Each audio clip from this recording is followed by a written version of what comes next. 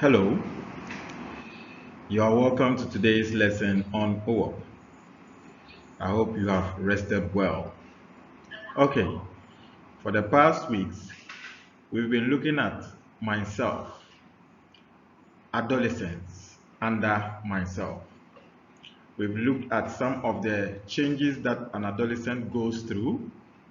We've looked at some of the problems that adolescents go through, and then how to manage some of these problems. Today, we are going to look at how adolescent problems affect nation building. How adolescent problems affect nation building. Okay, remember when we were looking at some of the problems, we got to know that most of these adolescents like to engage in premarital sex. And through that, most of them contract STIs, sexually transmitted infections. Now, the most active segment of the population is between 15 to 45 years. And these are the people that can be affected by STIs. And you see, adolescents are found there. So, if most of these adolescents engage in these sexual practices, they can contract these STIs, and the population that needs to work will decrease. So, it's a very great challenge to the nation. Two, productivity decreases. So imagine that these adolescents have been infected by these STIs. They are not going to get the strength to work. And so the productivity that the nation looks forward to would not be achieved. Okay, so this is also one problem that affects national development. Now let's look at most adolescents contracting STIs. What do you think will happen? Most of them would have to go to the hospital. Or let's say most of these adolescents engage in unproductive activities. They go to the hospital. Are you getting it? Now, when they go to the hospital, there is going to be an increase in cost of health care because the country is going to foot the bill. You know, there is NHIS and all these health incentives. The nation is going to foot the bill, whereas those monies could be used for something else.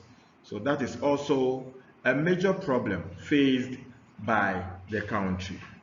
There is going to be an increase in the number of people in the poverty bracket. If you can remember, just during this corona season, the president announced a decrease in the prices of electricity for lifeline customers. So there are people in this country who fall within what we call poverty bracket.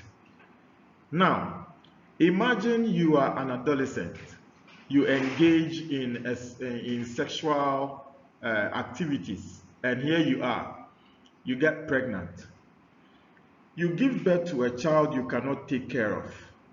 And so, you are going to drop out of school.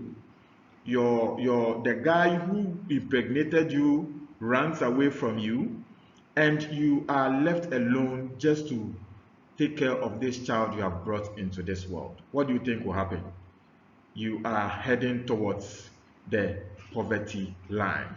And so when this happens, it is going to create a great problem for the country.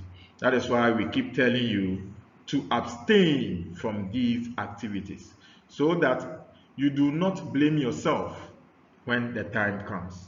We are treating this lesson so that it forms part of you. You are now growing, okay? If you are not yet there, you will get there. Everybody will pass through adolescence. So when you get there, you remember these things and then you live with it. I hope you understand. Very good. There is also going to be an increase in crime wave due to drug abuse, resulting in insecurity, okay, in the community. Now, when you remember, we spoke about one of the problems, drug use. Now, most of these crimes that go on are done by people who use drugs. Most of these armed robbers and these pickpockets, they use a lot of drugs. Now, here you are as an adolescent. You've been introduced to drug use.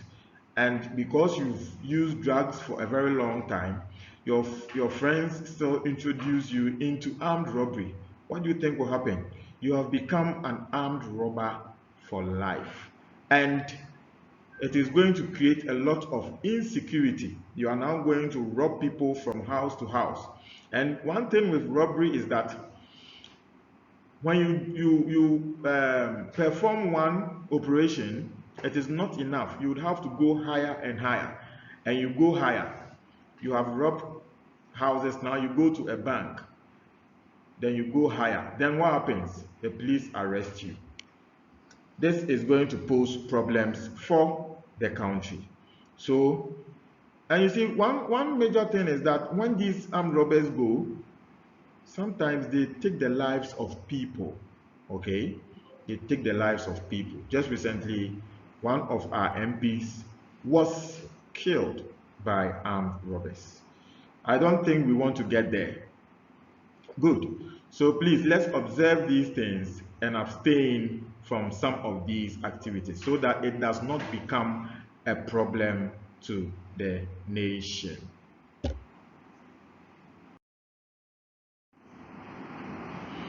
Good.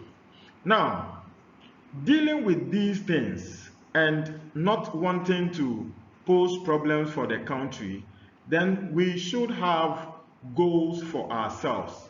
As adolescents, we should have goals. Now, what are goals? Goals are things that a person wants to achieve in life. So, as an adolescent, one can become successful when you plan, okay? You plan. I believe most of you have in mind what you want to be in future. Yes, most of you want to be what? Teachers, doctors, engineers, pharmacists, and so on and so forth. It does not come on a silver platter. You need to plan towards it. How do you plan? You would have to work towards it. And educating yourself, going to school is one of them. You cannot just sit down and wish to become somebody in future and that wish would be granted. No, it doesn't work that way. So there is a saying that goes, if you fail to plan, then it means you are planning to fail. Everything that one achieves in this life is planned. We need to plan.